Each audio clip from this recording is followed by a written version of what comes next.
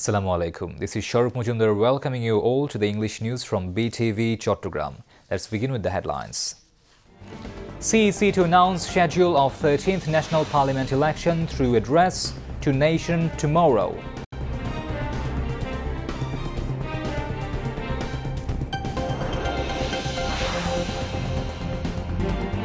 Chief Advisor Professor Muhammad Yunus calls upon UNOs to organize next polls in smooth manner for making it historic and memorable.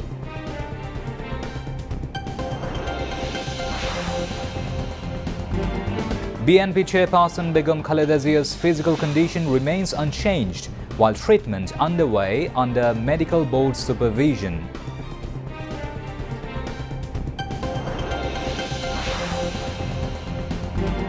Shojib Waja Joy ordered to appear before tribunal by December 17th in murder case shutting down internet during July mass uprising.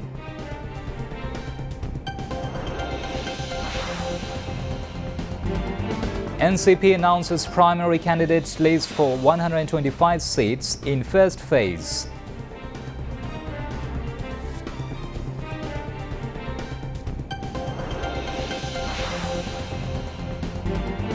Israel violates ceasefire for 738 times in 60 days, killing 377 Palestinians in Gaza.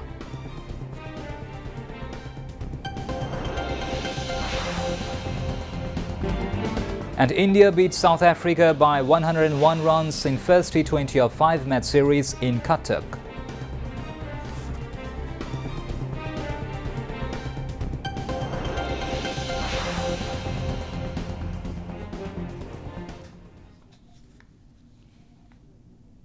Those were the headlines. Now moving on to the details.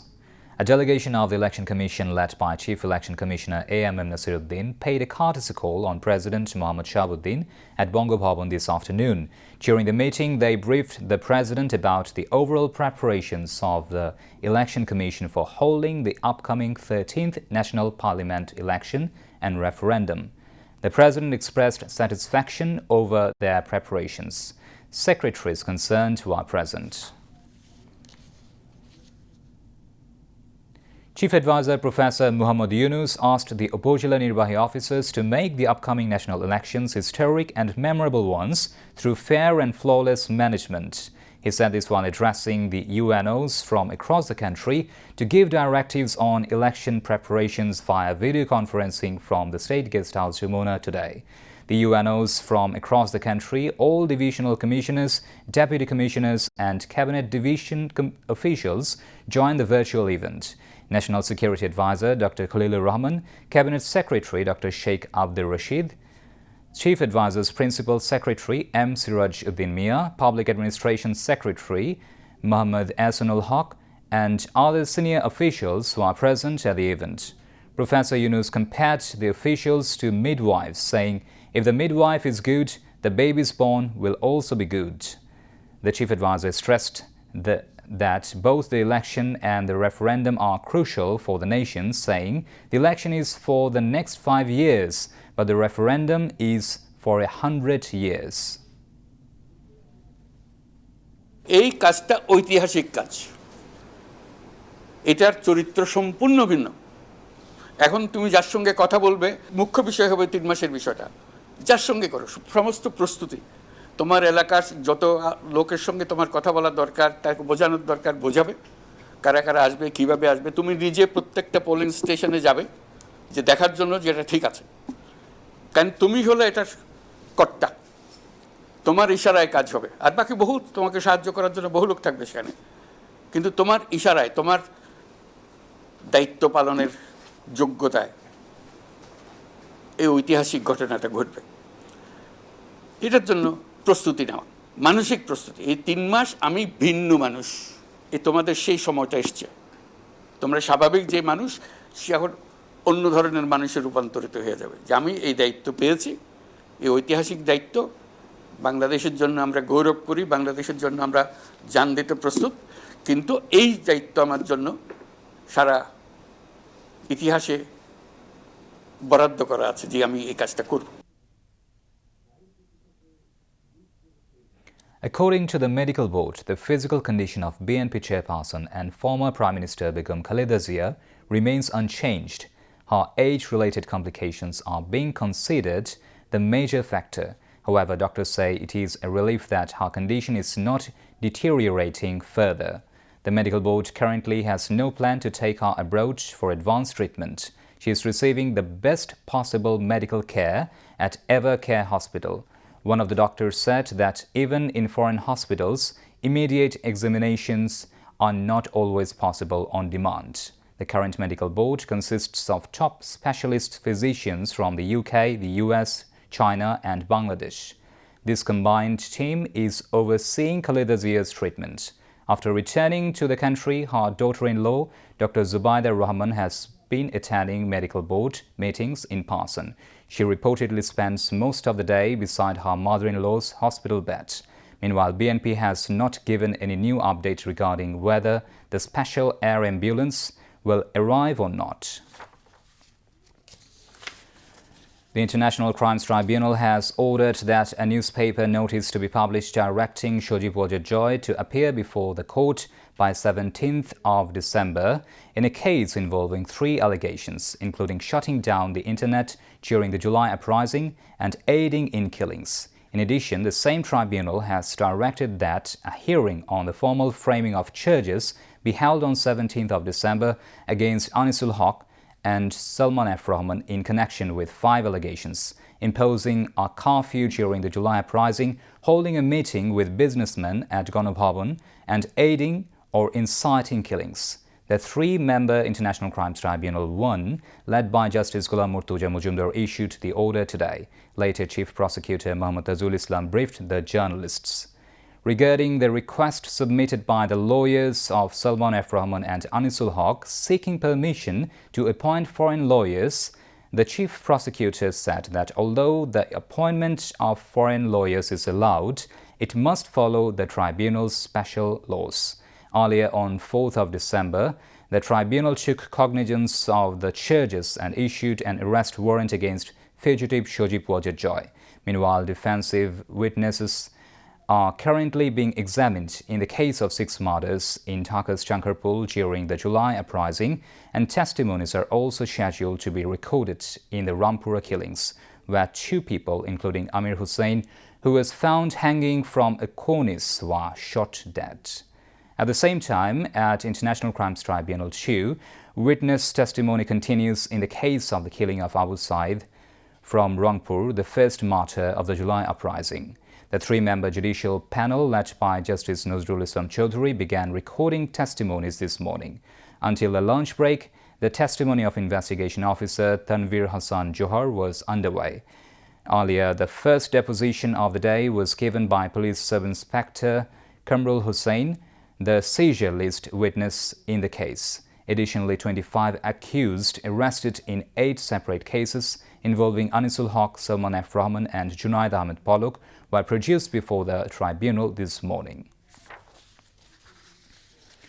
There is no concern about the United States imposing any new sanctions on Bangladesh over human rights issue.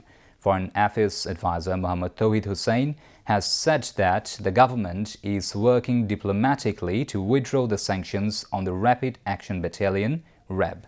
He made these remarks today at a press conference at the Ministry of Foreign Affairs. The foreign advisor further said that the government is continuing discussions with India regarding Sheikh Hasina's extradition.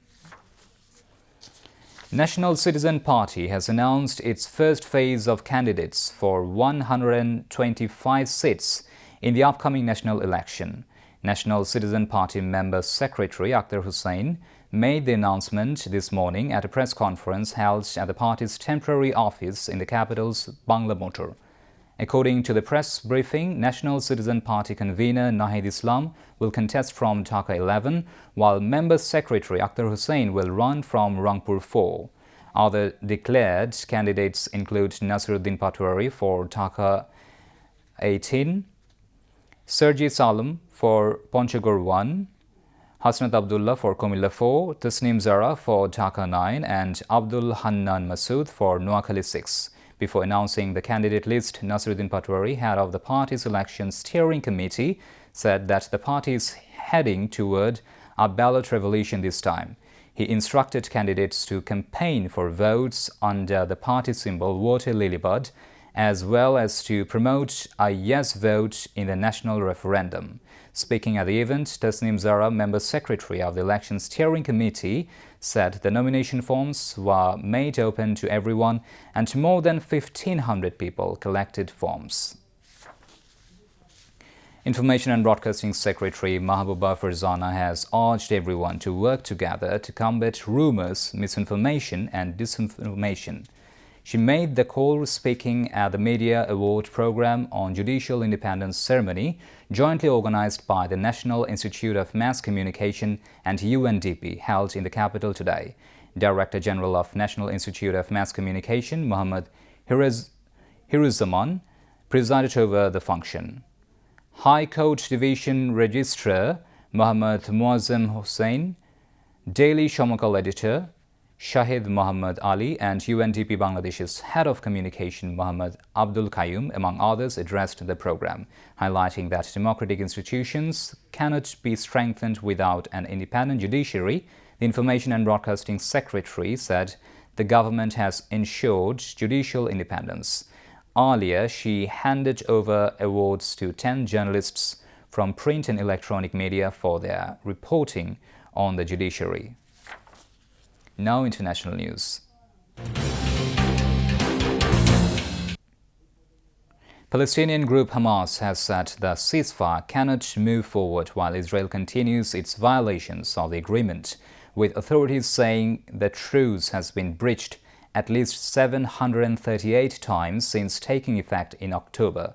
Hamas called on mediators to increase pressure on Israel to fully implement its commitments.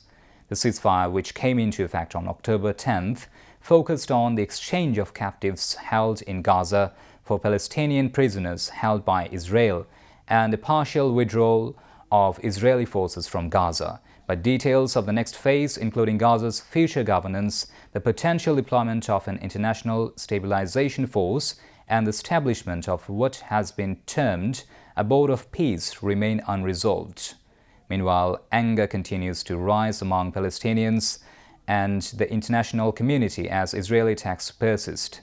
According to the Palestinian Ministry of Health in Gaza, Israeli attacks since the start of the ceasefire have killed at least 377 people and wounded 987.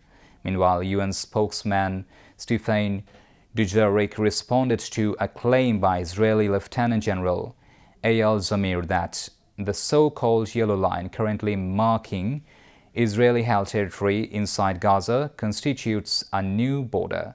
Israeli forces have remained in about 58% of Gaza since a partial withdrawal of the Yellow Line. Under the ceasefire plan, Israeli forces are meant to withdraw fully from the territory, although there is no time frame for a withdrawal in the agreement. A fire at an office building in Jakarta has killed at least 22 people. The blaze at the 7-story site in the Indonesian capital started on Tuesday afternoon. According to City Police Chief Susatyo Purnomo Kondro, some workers were having lunch at the time. Police believe the fire began after a battery exploded on the first floor before the flames spread upwards. A company which makes drones is based in the building. Susatyo said most of the victims who perished were women, one of whom was pregnant, and it was likely that they had died of asphyxiation from smoke rather than burns. Thick smoke poured from the upper floors as firefighters deployed 28 engines and about 100 personnel, with dramatic footage showing trapped employees being rescued by aerial ladders. The fire has been extinguished and rescue teams are focusing on the upper levels of the building after conducting a sweep of the lower floors. Australia has banned children under 16 from social media in a world first amid rising concerns over social media's effects on children's health and safety. Under the new law, which came into effect at midnight local time on Wednesday, of the biggest platforms face $33 million in fines if they fail to purge Australian-based users younger than 16.